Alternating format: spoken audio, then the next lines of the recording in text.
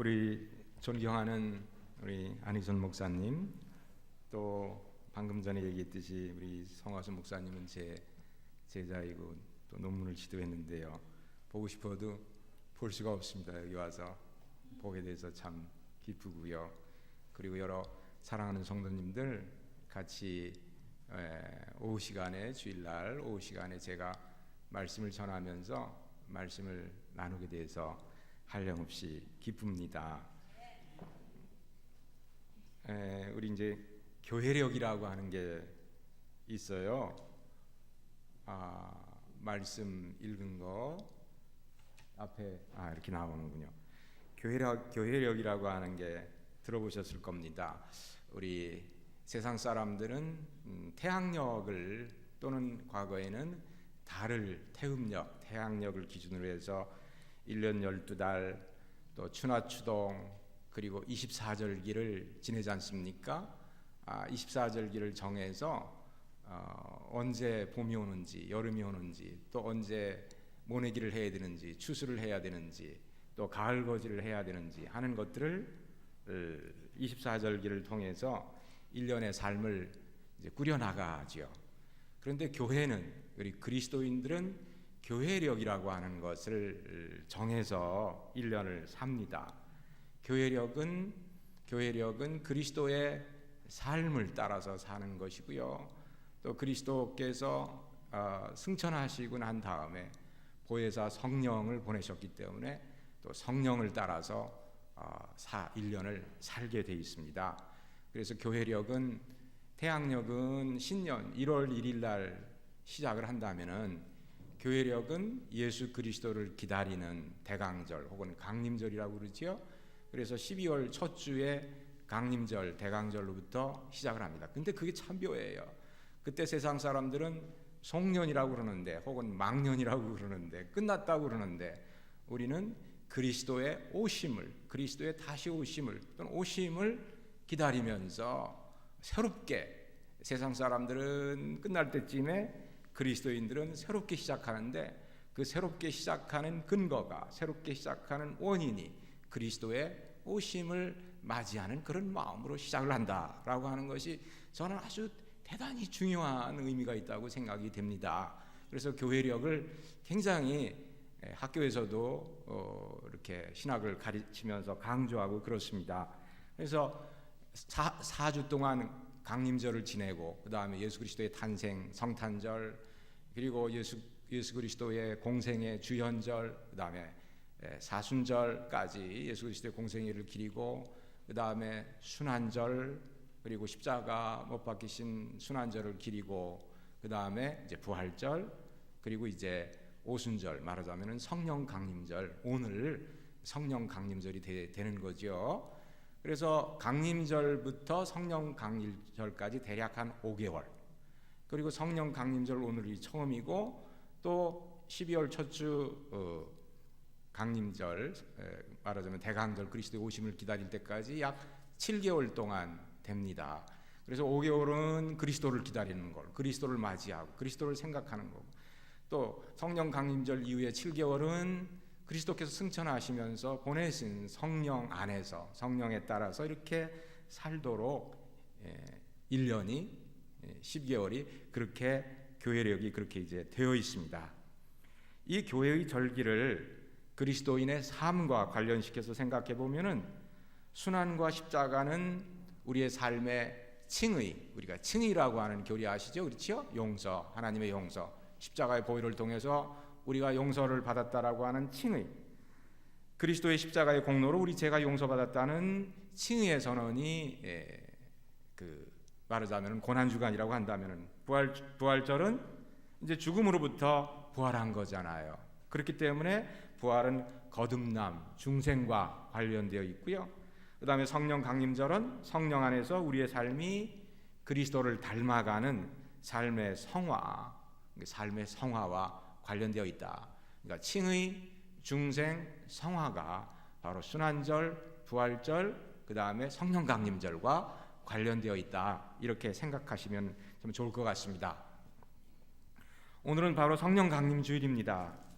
우리 존 웨슬리를 성화의 신학자다 그렇게 얘기를 하는데, 웨슬리의 회심이 5월 24일 날 바로 오늘 발생했고, 올해는 그 날짜가 오늘 성령 강림주일과 딱 겹쳐요. 매년 겹치는 건 아닙니다, 그렇죠? 매년 조금 일주간 다를 수도 있고. 그런데 올해는 아주 정말 아주 묘하게도 웨슬리의 회심 주간과 성령 강림 주간이 딱 겹칩니다.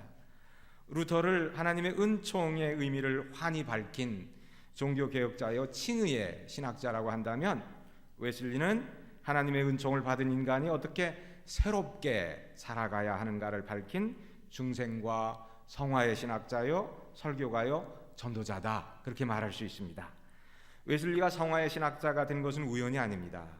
루터는 아직 중세 후기에 속하는 사람인데, 웨슬리는 1703년에 태어나서 1791년도까지 아주 18세기를 전부 다 살았어요. 그래서 88세를 살았어요. 그러니까 18세기는 산업혁명 초기고 중세와는 다르죠. 세상이 세속화되어 가는 그러한 시기인데, 세속화되어 가는 그러한 영국의 초기 산업사회 속에서 거룩한 삶을 살기 위해 평생 헌신하고 그것을 새롭게 가르치다 보니까 이제 중생과 성화에 강조점을 두는 그러한 전도자요 신학자로 이렇게 쓰게 됐습니다. 웨슬리는 그리스도인이라 하면은 1년 중 7개월은 성스러운 삶이 무엇인지 생각해보고, 그리스도인이란 이 세속화된 사회 속에서 거룩한 삶으로 부름받은 것임을 다시 기억시켜주고 거듭 일깨워주는 그런 분이다, 이렇게 우리가 기억을 하면 좋을 것 같습니다. 존 웨슬리의 삶은 표면적으로 크게 주목할 만한 사건이 없었던 것으로 보여요. 웨슬리는 지금부터 312년 전인 1703년 링컨주 에벳이라는 마을, 별로 눈에 띄지 않는 마을의 목사관에서 태어났습니다. 웨슬리는 차터하우스 학교를 다녔고요, 옥스퍼드 크라이스트 처치 대학에 입학해서 대학 5년 공부를 했습니다.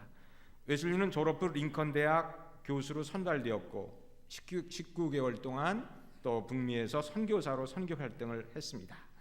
그 나머지 생애는 영국 전역을 여행하면서 설교하고 봉사하며 보냈습니다. 88세를 아주 18세기 전체를 웨슬리는 전도하고 설교하고 글쓰고 또 연회를 인도하고 그러면서 보냈는데요. 이렇게 웨슬리의 긴 생애를, 당시에 88세를 살았으니까 아주 뭐 지금으로 치면 한 120세 정도 산 것이다, 그렇게 생각을 하면 좋을 것 같아요. 그런데 이렇게 긴 생애를 가로질러 마디마디를 잇는 매듭은 웨슬리가 참 성공한 삶을 살았다, 그렇게 얘기할 수 있는 것보다 많은 실패한 삶을, 실패한 그러한 흔적들을 많이 보게 됩니다. 여러분들 또 아시다시피 그는 한 사람의 미국 원주민도, 미국의 선교사로 처음에 갔을 때 한 사람의 미국 원주민도 개종시키지 못하고 돌아온, 선교사로 갔지만 한 사람도 선교시키지 못하고 다시 영국으로 돌아온 그런 실패한 선교사였습니다. 또 그는 예수회가 로마 교회를 부흥시킨 것처럼 영국 교회를 부흥시키기를 원했는데 그러한 것도 성공하지 못했습니다. 또 웨슬리는 평생 감리교회가 영국 교회 안에 있기를 원했는데 그렇게 하는데도 성공하지 못했습니다. 떨어져 나왔잖아요. 감리교회가 떨어져 나왔습니다. 또 그는 옥스퍼드 대학을 개혁하려 했으나 이도 이루지 못했습니다. 아마도 이것은 영국 교회를 부흥시키는 일보다 더 힘들었을 것입니다. 또 그는 5번의 연애를 하고 5번째 결혼을 했는데 정말 연애 생활하는 것도 좀 많이 불행했고요. 또 결혼 생활도 참 많이 불행했습니다. 웨슬리는 결혼 생활에도 실패했습니다. 애정을 가졌던 순간들도 있었지만 그의 아내는 30년 동안 불행한 삶을 그 옆에서 살아야 했습니다. 또 웨슬리는 킹스우드에 자신의 학교를 개교했는데 그 킹스우드에 있는 학교의 그 직원들이 성실하지 못해서 학교를 운영하는데 많은 어려움을 겪었습니다. 수업이 끝나면은 교직원들이 브리스톨에서 런던으로 가는 그런 주요 골목 역마차를 이렇게 강도짓을 하는 그런 짓을 해가지고 아주 그 곤혹을 많이 치렀습니다. 이렇게 웨슬리의 생애를 보면은 실패한 점이 굉장히 많고, 이런 점에서 웨슬리는 하늘의 사람이라기보다는 철저하게 땅의 사람이다라고 하는 생각이 듭니다. 그러나 웨슬리는 실패를 이렇게 많이 겪었지만 이러한 실패와 실망에도 불구하고 엄청난 에너지와 강철 같은 결단력을 가진 사람이고요, 하나님께 대한 높은 사랑과 이웃에 대한 넓은 사랑을 가진 아주 탁월한 사람이었습니다. 그는 세계에서 가장 큰 교회 가운데 하나를 세우게 되었는데 그게 바로 감리교회입니다. 웨슬리안 교회를 합치면은 수천만이, 그러니까 한국에서도 감리교회뿐만이 아니라 성결교회 그리고 나사렛 교회 등이 바로 웨슬리안 교회고요. 그러니까 아주 큰 교회를 세운 셈입니다.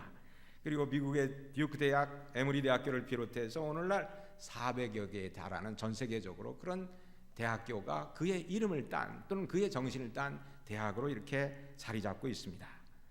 웨슬리는 그의 삶이 종종 혼란스러웠던 사람이었지만 이것이 그의 진정한 위대함을 가리지는 못했습니다. 그는 아량이 많은 사람이며 동료들을 향해 애정이 많은 사람입니다. 웨슬리는 자신을 따르는 사람들과 친구들에게 사랑이 많은 사람이며 웨슬리는 그들에게 하나님 안에서 아버지였던 그런 아주 자애로운 사람이었습니다. 웨슬리에 대한 일반적인 이미지는 메도디스트라고, 그러니까 굉장히 엄격하고 또 딱딱하고 또 재미없는, 흥미없는, 그런 흥을 깨는 그런 사람일 것으로 생각을 하는데, 진짜 웨슬리는 공동체를 좋아했고, 그래서 신도회라고 하는 거, 크레스, 그런 것들을 중심으로 해서 신앙생활을 했고요. 또 웨슬리는 본인이 음주에 관해서 철저하게 술을 마시면 안 된다고 그렇게 얘기를 했지만 지역 주민들에게 일자리를 제공하기 위해서 라넬리의 한 사람에게 양조장을 세울 것을 권유하기도 한 그런, 뭐라고 그럴까요, 융통성이 있는 그런 사람이었습니다.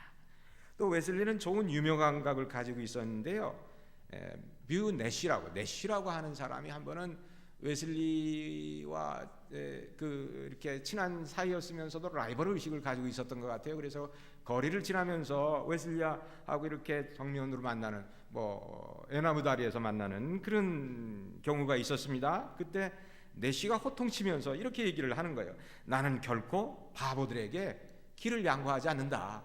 그러니까 웨슬리를 좀 깔보고, 너는 바보니까 나는 길을 양보할 수 없어, 이렇게 얘기를 한 거죠. 근데 웨슬리가 뭐라고 대답을 했느냐면은, 나는 항상 양보합니다, 그렇게 이제 대답을 한 거예요. 양보를 하면서도 상대방의 교만한 마음을 부끄럽게 만드는 그런, 뭐라고 그럴까요, 복음적인 유머 감각이 있는 그런 사람이었습니다. 오늘 우리는 웨슬리로 인해 하나님께 참으로 감사를 드립니다. 웨슬리는 사도적인 계승과 복음적인 계승을 가진 자이며 영국의 하이처치, 고교회 경향을 가진 청교도인이었기 때문에 기독교를 고백하는 고백적 신학, 그러니까 교리를 고백하고 성례전에 참여하고 이러면 내가 온전한 그리스도인이다, 이렇게 생각했던 그런 고백적 기독교인에서 하나님의 영의 뿌리를 둔 삶의 방식, 곧 성화의 방식으로 그 당시 영국 교회를, 그 당시 기독교 세계를 성화의 방식으로, 그러니까 성경만 읽고 신앙만 고백하고 예배만 참석하고 한 게 아니라 우리의 삶을 통해서 하나님을 증거하고 찬양하는 방식으로 그리스도인들을 새롭게 인도한 그런 분입니다. 웨슬리는 결코 칼뱅처럼 교리를 작성한 적이 없지만 마른 사람들과 설교집과 신학 에세이와 찬송가를 살아있는 자원으로 우리에게 남겨줬습니다. 찰스 웨슬리와 존 웨슬리 형제가 작시한 그런 찬송시가 6천여 곡이 넘는데 그것이 다 최근에는 다 이렇게 책으로 나와서 소위 그 찬양시의 신학, 소위 그 시의 신학, 이런 것들이 이제 발전되고 있는 것을 보게 됩니다. 무엇보다도 웨슬리는 중생과 성화에 이르는 방법을 아주 구체적으로 제시했는데 그것을 오늘 저는 특강에서 여러분들과 같이 나누려고 합니다. 소위 영적 감각 또는 영적 지각, 감각, 영적 지각, 영적 감각의 회복과 그것을 회복을 통한 중생과 성화의 가르침을 웨슬리는 가르쳤습니다. 웨슬리가 옥스퍼드 대학교에서 공부하면서 그 철학자 아리스토텔레스 전통을 많이 공부했고 또 경험론자 존 록크의 철학 책들을 많이 읽었습니다. 웨슬리는 경험론자들의 슬로건이었던 이 말인데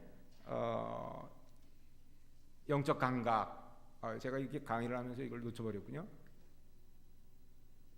여기 보시면 그 슬로건이 뭐냐면은 처음부터 감각 안에 없는 것은 마음 안에도 없다 하는 겁니다. 감각 안에 없는 것은 마음 안에도 없다. 우리 기독교 전통은 감각을 버려야, 물질을 버려야 우리의 영혼으로, 우리의 마음으로 참된 하나님을 신앙한다, 신봉할 수 있다, 이렇게 가르치는 경향이 더 많습니다. 그러나 또 다른 전통은, 웨슬리는 감각 안에 없는 것은, 소위 물질 안에 없는 것은, 감각 안에 없는 것은 마음 안에도 없다라고 하는 그런 전통에서 중생과 성화의 삶을 가르쳤습니다.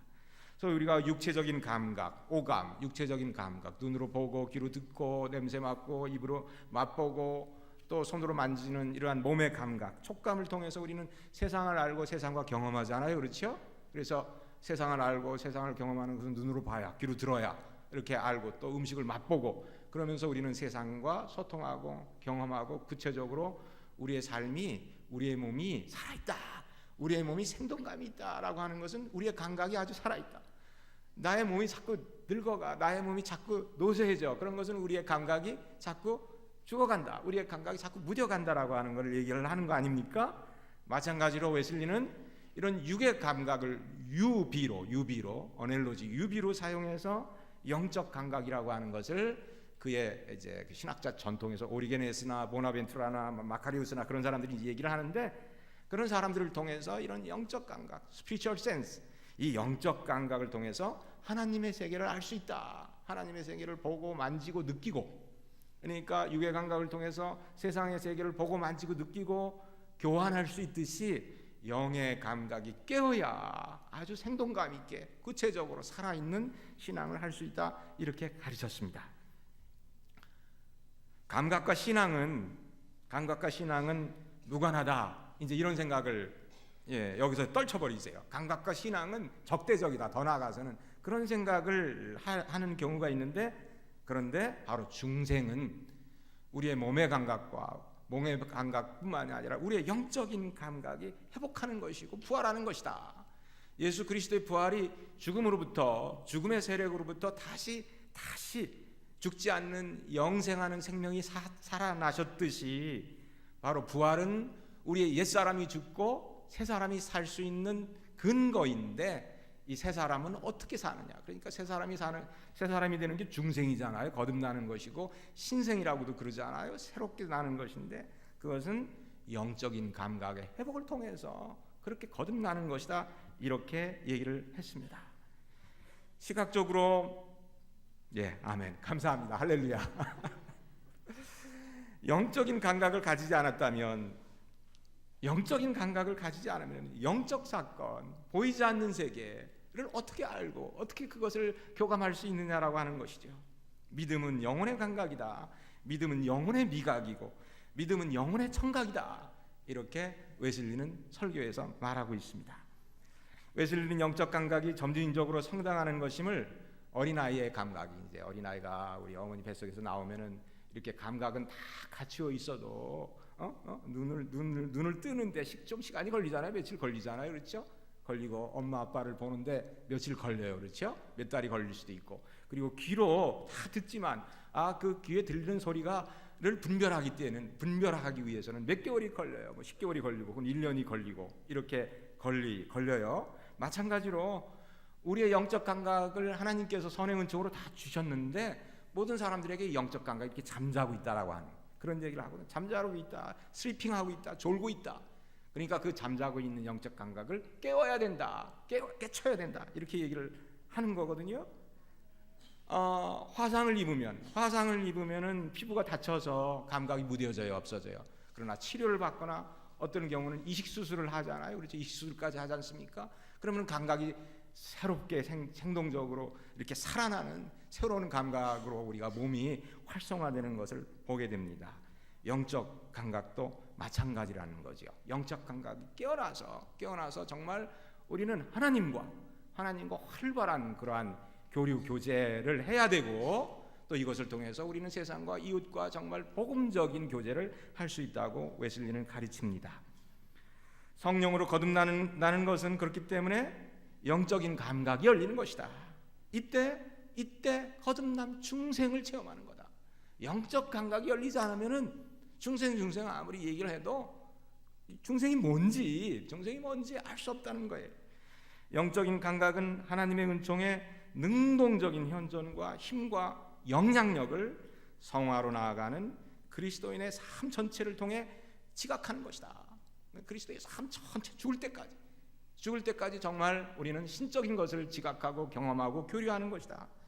하나님께서 성령으로 태어날 때 우리의 존재 방식이 변해서 이제는 나의 영혼 전체가 하나님을 감각으로 느끼게 되고, 하나님을 감각으로 느끼기 때문에 확실하게 체험하게 되는 거예요.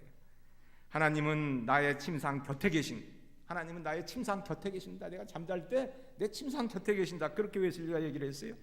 또 나의 길 가까이에 계십니다. 나는 당신을 내가 걷는 길 어디서나 느낍니다. 내가 걷는 어디서나, 내가 화장실에 가도, 내가 심지어는 원수의 목전 안에 있더라도 나는 하나님을 거기서도 느낍니다. 왜? 영적인 감각이 살아있기 때문에. 우리 사도 바울이 우리의 겉사람은 낡아지나 우리의 속사람은 날로 새로워진다라고 하는 말씀을 고린도후서 4장 16절 말씀입니다. 우리의 겉사람은 낡아지죠, 그렇죠? 우리의 몸은 낡아집니다. 그러나 우리의 속사람이 날로 성령 안에서 새로워집니다. 이것은 뭘 통해서? 영적 감각의 회복을 통해서 우리는 날로 새로워지는 것을 경험할 수 있는 그러한 은혜를 누리시길 바랍니다. 시편 115편을 우리 처음 읽었죠? 115편은 이스라엘이 바벨론의 포로 생활하던 시기를 반영하고 있는 본문입니다. 바벨론의 포로 생활하는 것도 슬프고 억울한 일인데, 바벨론 사람들은 이스라엘 백성들에게 인격적으로 아주 불명예스러운 대우와 멸시, 모독적인 말을 합니다. 이스라엘 백성은 이방인들에게서 이런 얘기를 듣습니다. 너희 하나님이 이제 어디 있느냐? 너희 하나님이 있으면 증거해봐라. 이렇게 조롱거리 말을 듣습니다. 얼마나 포로로 잡혀가서 말하자면 식민지 생활하는 것도 억울한데, 말하자면은 너희 조상 하나님이 어디 있느냐? 너희 조상 하나님이 죽은 거 아니냐? 너희 조상 하나님이 살아있다고 한다면 어떻게 식민지 생활로 내칠 수가 있느냐? 포로 생활로 내칠 수가 있느냐? 이런 이제 조롱이죠.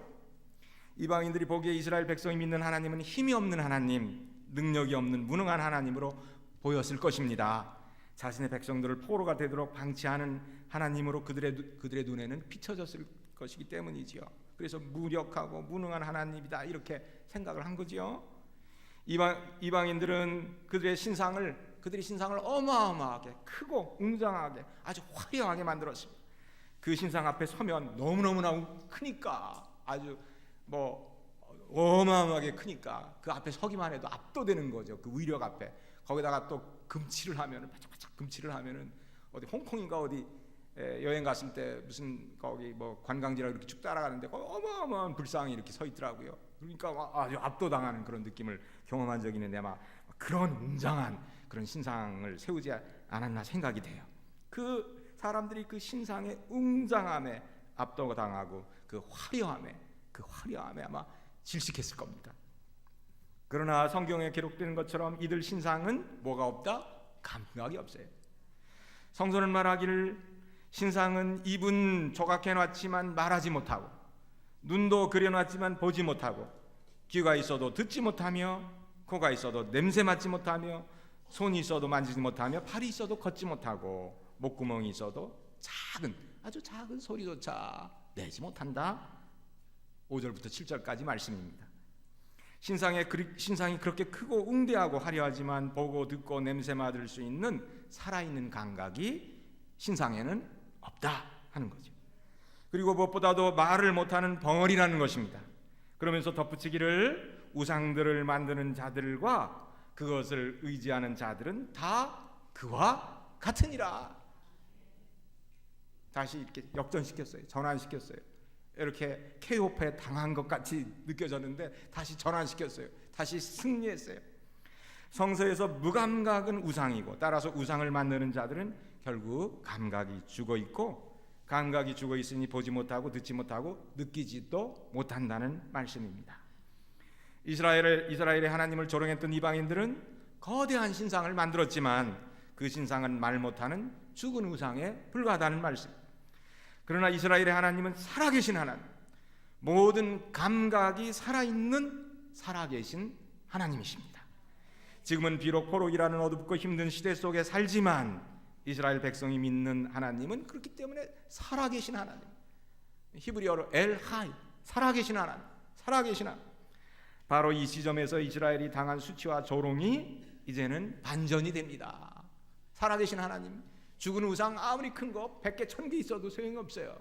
살아계신 하나님, 내 눈에 보이지는 않지만 영적 감각을 통해서 우리에게 말씀하시고 우리를 돌봐주시고 우리를 만져주시고 우리를 보듬어주시는 그러한 살아계신 하나님을 이방 사람들에게 이스라엘은 선포하는 거예요. 이스라엘의 하나님, 예수 그리스도의 하나님은 살아계신 하나님.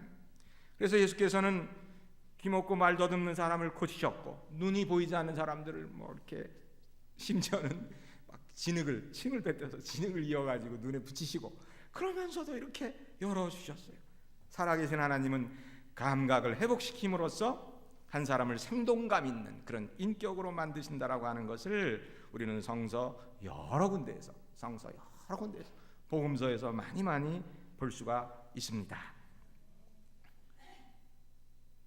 그렇죠? 예수께서는 육적인 감각만이 아니라 영적인 감각이 또한 열리기를 원하시고, 그렇죠? 또 영적인 감각은 믿음의 눈을 통해서 열린다라고 하는 것을 말씀하십니다. 하나님 경험은 그렇기 때문에 감각을 버리고 우리 영혼 안으로 들어가야 돼. 그래야만 가능한 것이야. 그것이 아니라 감각을 통해서 이제는 하나님께서 창조한 이 세상 속으로, 이 세상 밖으로, 이 세상 안으로, 이 세상 밖으로 나오는 경험을 통해서 더 생생하고 구체적이고 풍요로워진다라고 하는 것을 중생과 성화의 가르침을 통해서 새로운 신앙의 길을 생각할 수 있기를 축원합니다. 이것이 중요해요. 그래야 우리가 주일날하고 일상 월요일부터 토요일까지가 이렇게 분리가 안 돼요. 주일날만 하나님 만나고 세상에 나가서는 하나님을 안 만나고 못 만나고 그런 게 아니지 않습니까? 세상 밖으로 나오는 그런 경험을 통해서, 영적 감각을 통해서 우리는 하나님을 아주 생생하게 구체적으로 만날 수 있게 되는 것입니다. 우리 요한복음 1장 1절부터 4절까지 말씀을 읽었는데요, 저는 요한복음, 특히 사도 요한의 신앙은 감각신앙의 대명사다. 앞에 감각신앙이라고 그런 이름을 붙였어요. 왜 그러냐면은 요한은 생명의 말씀에 관하여 들은 바요, 청각, 생명의 말씀에 관하여 들은 바요, 들었지요, 눈으로 본 것이요.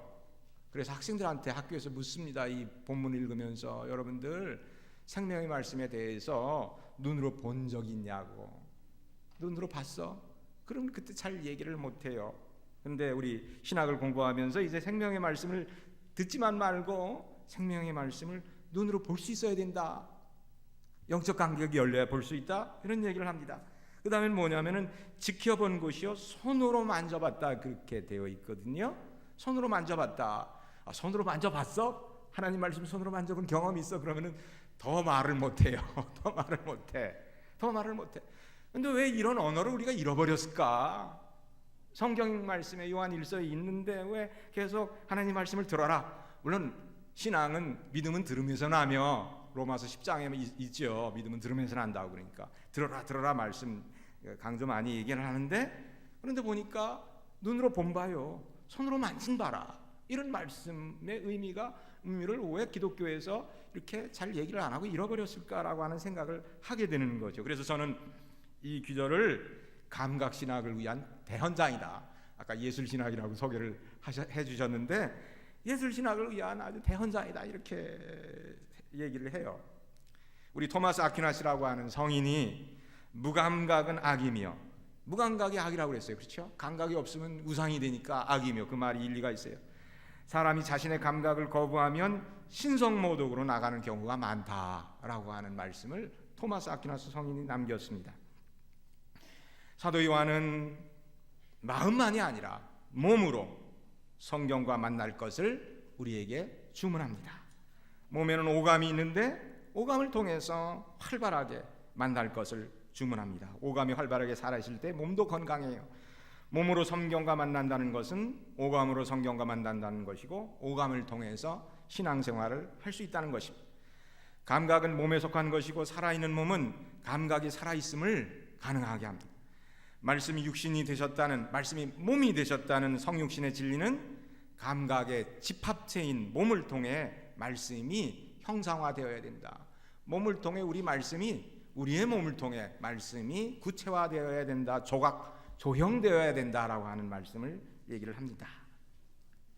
그래서 시각과 관련시켜서 우리 예수 그리스도를 빛이라고 그러지요. 영혼의 눈을 가지고 있기 때문에, 또 무엇보다도 하나님의 영광의 얼굴을 볼 수 있기 때문에, 하나님의 영광의 얼굴을 볼 수 있기 때문에, 또 봐야 되기 때문에 우리에게는 영적 시각이 있습니다. 구약의 야곱은 천사와 씨름하고 환도뼈를 다친 후에 이렇게 말합니다. 나는 하나님을 얼굴과 얼굴을 맞대고 보았습니다. 창세기 32장 30절 말씀입니다. 하나님을 얼굴과 얼굴을 맞대고 봤다는 거예요. 모세도 보지 못한 하나님의 얼굴을 여기 야곱은 봤다, 이렇게 기록되어 있거든요. 또 욥기 42장 5절에 보면은 욥이 통절한 고통과 고난의 세월을 다 겪은 다음에, 그 다음에 고백하는 말씀이, 주님이 어떤 분이시라는 것을 지금까지 제가 귀로만 들었습니다. 그러나 이제는 제가 제 눈으로 주님을 뵙습니다. 주님을 본다는 것. 하나님의 말씀을 들음은 궁극적으로 도래할 하나님의 영광, 하나님의 영광이라는 말은 사실 하나님의 아름다움이라고 하는 말과 같습니다. 하나님의 아름다움을 보는 것을 지향합니다. 영광의 아름다운 하나님을 봄에 대한 희망은 총말론적인 희망에 뿌리를 두고 있습니다.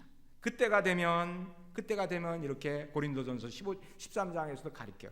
지금은 거울과 거울을 보는 것처럼 희미하게 보지만, 그때가 되면은 하나님의 영광의 아름다운 얼굴을 직접 대면해서 볼 것이다.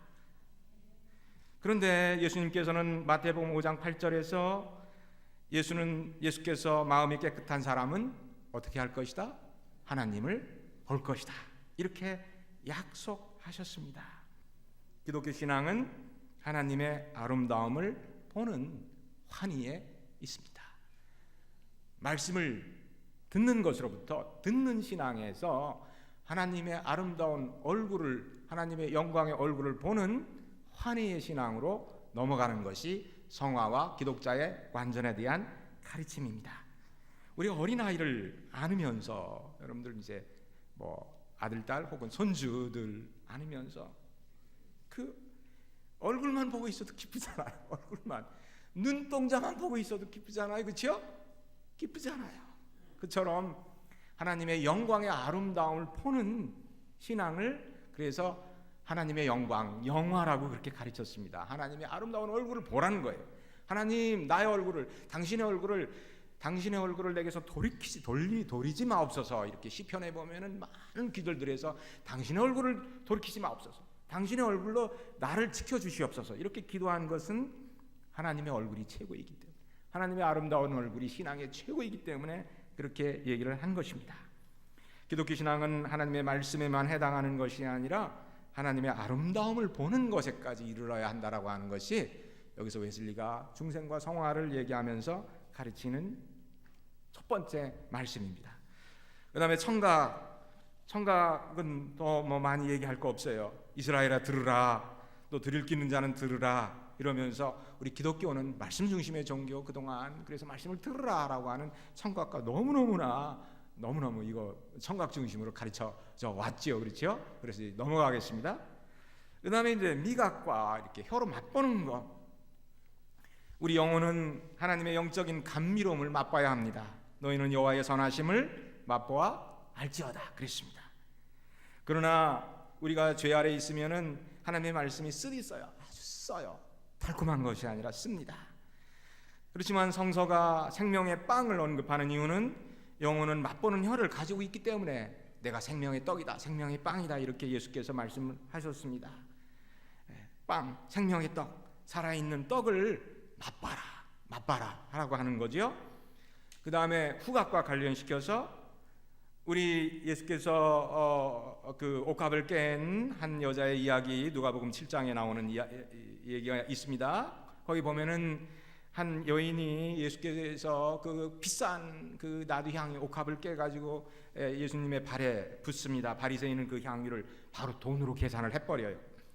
그러나 인간의 인격은 이렇게 시장의 가격, 뭐 몸값이 얼마야, 뭐 이렇게 가격에 의해 결정되는 것이 아니라 돈이 살 수 없는 아주 어마어마한 가치가 있다라고 하는 것을 성서도 얘기를 합니다.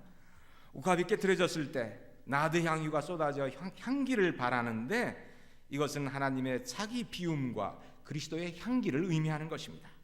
말씀의 향기를 맡는 코와 그리스도의 향기, 고린도후서 2장 15절 말씀처럼 그리스도의 향기를 맡을 수 있는 후각이 생겼기 때문에 가능한 일입니다. 모든 사람이 이러한 감각에 열려 있는 것은 아니지만 최고의 완전은, 기독자의 완전은 그리스도의 삶과 일치되기 위해 자기 몸에 해당하는 옥합을 깨트려서 비우고 또 바라는 향기 속에 형성된다라고 하는 그런 진리를 가르칩니다. 그 다음에 이제 우리 촉각, 피부 감각, 몸의 감각과 관련시켜서요. 여기 본문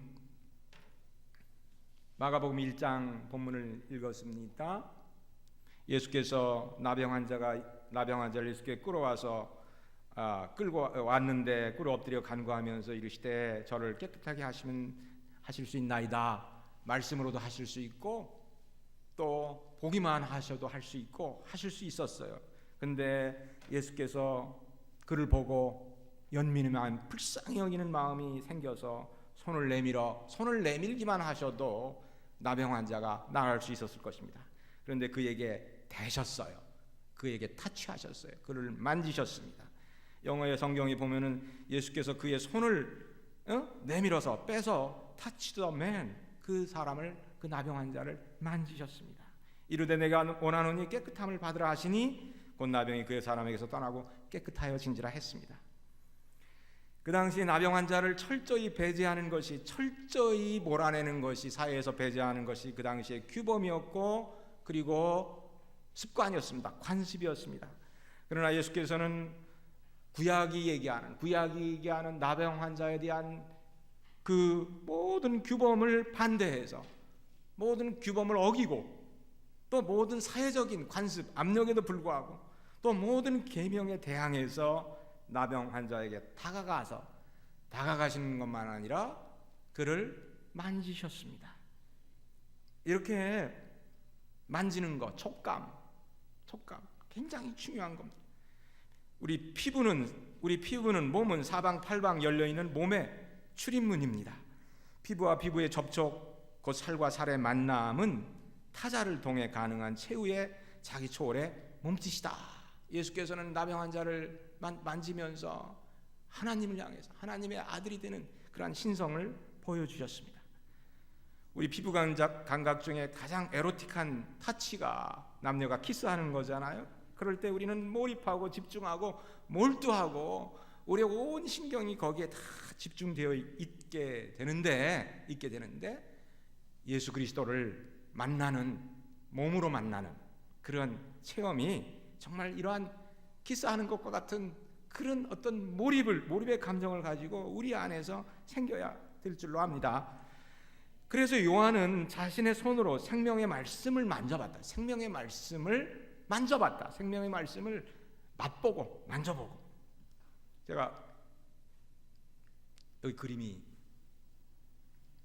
이것은 렘브란트가 65세 되던 해에 마지막 그림이라고 얘기를 하는데, 누가복음 1장에 나오는 시몬, 그 안나와 시몬 예언자가 있지 않습니까?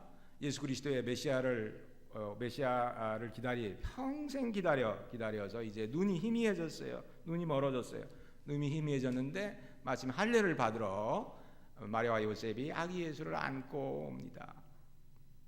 저는 이 그림을, 렘브란트의 이 그림을 아주 강림절 날 또는 성탄절 날 이 그림을 보면서 많이 묵상을 해요.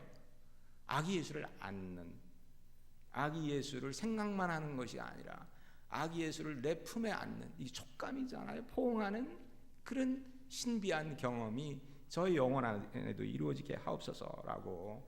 그러니까 만져보는, 그리고 안는, 그리고 기도하는 모습인데 그의 눈은 그러니까 아주 희미해졌어요. 보일락말락해요. 이게 가까이 들여다보면은 아주 이렇게 어슴치레하게 희미해졌지만 그의 온 몸으로 안는 예수 그리스도야말로 가장 강렬하게 예수 그리스도를 느끼지 않았을까, 하나가 되지 않았을까라고 하는 그런 생각을 하게 됩니다. 이것은 또 렘브란트가 그린 그 십자가 책형 그림에는 십자가에 달리시는 그림, 그 다음에 십자가에 못 박혀서 이렇게 있는 그림, 그 다음에 십자가에 내려지는 그림이 있는데, 이것은 십자가에 못 박아놓고 이렇게 십자가를 세우는 그런 그림인데, 여기 옆에 되나요? 여기 옆에 이게 자신의 모습을, 렘브란트 자신의 모습이라고 그러거든요. 그러니까 렘브란트가 십자가에 못 박히시는 예수님 옆에 자기 자신을 이렇게 그려놨습니다. 그리고 십자가에서 내리는 모습도 여기에 이렇게 자기가 안고 이렇게 내립니다. 이것을 보면서 아마 렘브란트는 렘브란트의 삶이 여러 가지로 방탕하고 여러 가지로 실패도 많이 하고 세속적인 삶도 많이 했지만, 그가 위대한 회화를 통해서, 그림을 통해서 그는 성서화를 한 700점 이상을 그렸는데요. 그 성서화를 그의 삶을 통해서 이렇게 영성가라고, 영성과 화가, 그러니까 그림을 통해서 신학을 했다. 저는 그런 말로 얘기도 하는데요. 하여튼 이렇게 그리스도를, 그러니까 예술 가니까 말이죠, 타치하고 감각으로 느끼고 예수 그리스도를, 정말 십자가에 달리신 예수 그리스도 올리고 내려앉고 하는 그런 어떤 신비한 경지까지, 신앙의 경지까지 들어간 게 아닌가. 그래서 이 대목에서 저는 라이너 마리아 릴케가 이제 루살로메를 생각하면서 쓰인 글인데, 루살로메가 아니라 예수 그리스도를 생각하면서 이 기도문으로 이 대목에서 좀 읽었으면 좋겠습니다. 내 눈을 감기세요. 그래도 나는 당신을 볼 수 있습니다. 내 눈이 침침해도 그래도 나는 확실하게 영의 감각이 열려서 당신을 볼 수 있습니다. 내 귀를 막으세요. 그래도 나는 당신의 음성을 들을 수 있습니다. 발이 없어도 당신에게 갈 수 있고 입이 없어도 당신을 부를 수 있습니다. 내 팔을 꺾으세요. 나는 당신을 심장으로 붙잡을 것입니다. 내 심장을 멈추게 하세요. 그러면 나의 뇌가 당신을 향해 호동칠 것입니다. 당신이 나의 뇌마저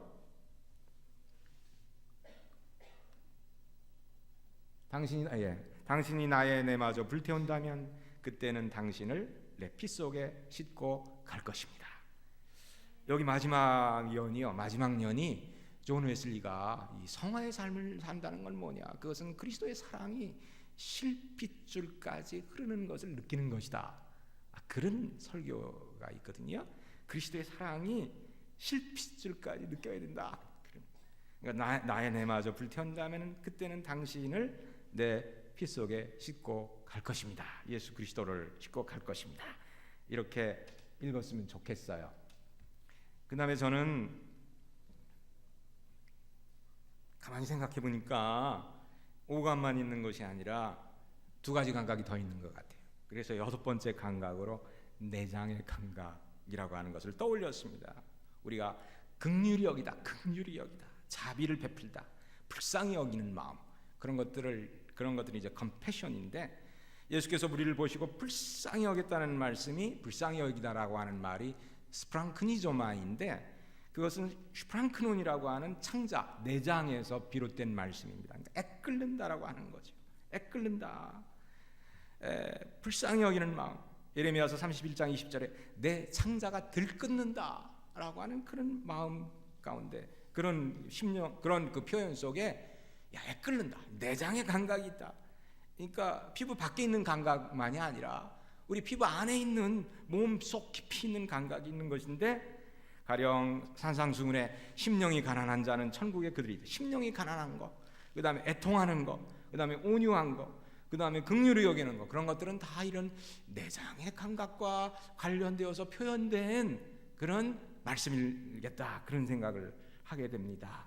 그래서 우리 에스겔서 3장 3절에 보면은 내게 이르시되 인자야 내가 내게 주는 이 두루마리를 내 뱃속에 넣으며 내 창자에 채우라 하시기에 내가 먹으니 그것이 내 입에서 달기가 꿀 같더라 라고 하는 말씀이 있거든요. 그러니까 아주 몸속 깊이 하나님의 말씀을 그냥 만지는 정도가 아니라 너의 내장 안에 채우라 라고 하는 그런 말씀에서 우리는 내장의 감각을 생각을 했어요. 그 다음에 이렇게 보니까 안 나와 있던데 7번째 감각은 뼈의 감각입니다. 뼈의 감각. 뼈의 감각은 뭐냐? 가령 신명기 11장 18절에 보면은 너희는 내가 일러준 이 말을 너희의 마음에 간직하고 골수에 새겨라. 골수, 뼛속 깊이 새겨라라는 말씀이 있잖아요. 또 예레미야 선지자는 말씀 선포의 사명이 뼛속같이 사무치게 녹아든 사람입니다. 예레미야서 20장 9절에 보면은 내가 다시는 여호와를 선포하지 아니하며 그의 이름으로 말하지 아니하리라 하면은 나의 마음이 불붙는 것 같아서 골수에 사무친다. 이 뼛속에 사무친다. 답답하여 견딜 수 없다. 그런 말씀이 있습니다. 뼈의 감각까지, 그러니까 내장의 감각과 뼈의 감각까지, 제가 이 시간을 보니까 3시가 지나가지고 빨리빨리 넘어가겠어요.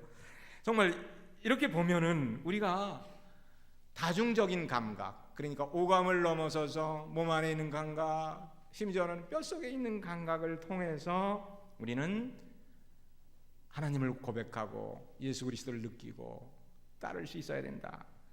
그래서 저는 마가복음 12장 30절에 있는 말씀, 내 마음을 다하고 목숨을 다하고 뜻을 다하고 힘을 다하여 주 너희 하나님을 사랑하고 그리고 이웃을 내 몸과 같이 사랑하라고 하는 이 말씀을 한마디로 너의 모든 감각을 동원해서 너의 모든 감각을 다해서 하나님을 사랑하고 이웃을 사랑하라.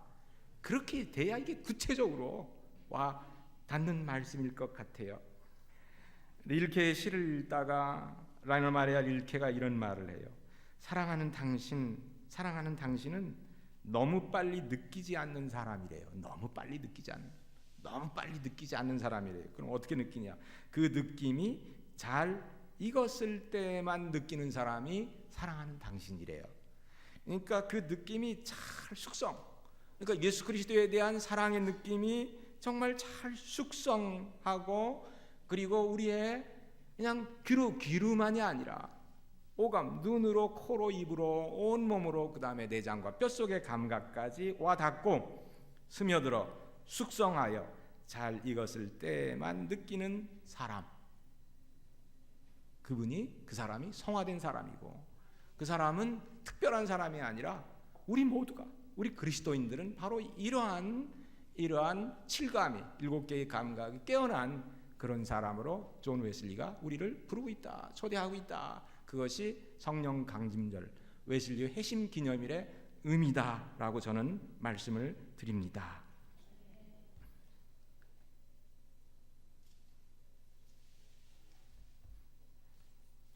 영적인 감각이 회복되어야 확실히 거듭난 것임을 생생하게 느낄 수 있습니다.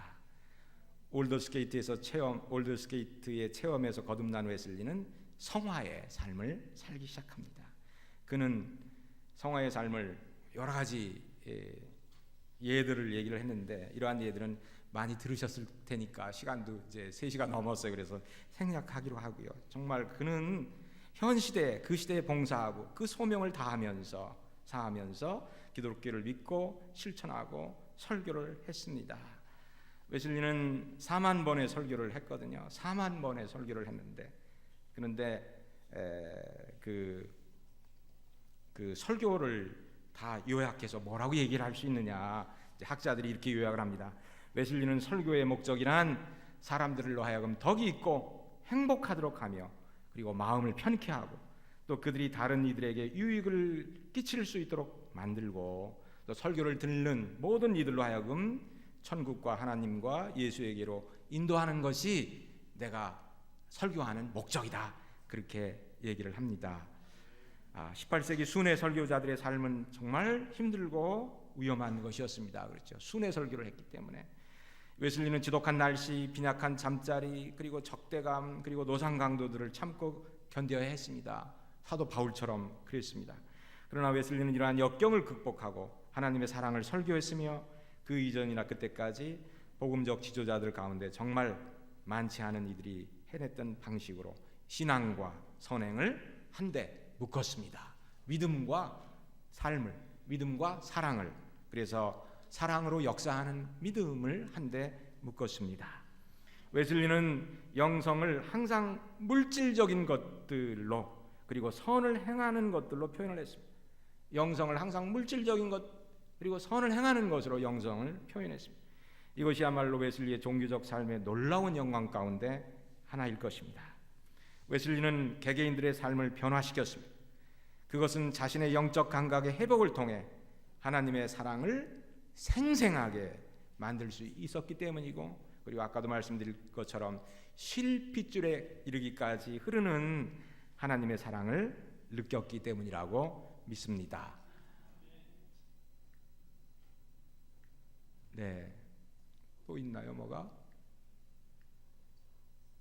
웨슬리는 지금도 웨슬리는 하늘의 소망과 기쁨을 이 땅에서 맛보며 산 사람입니다. 그는 이상주의자도 아니고 그렇다고 반대로 허무주의자도 아니었습니다. 그러나 웨슬리는 대제의 절망과 하늘의 소망을 예수 그리스도의 사랑으로 연결했다. 그리고 그 사랑을 온 몸으로 또 몸의 모든 감각을 동원해서 느꼈다.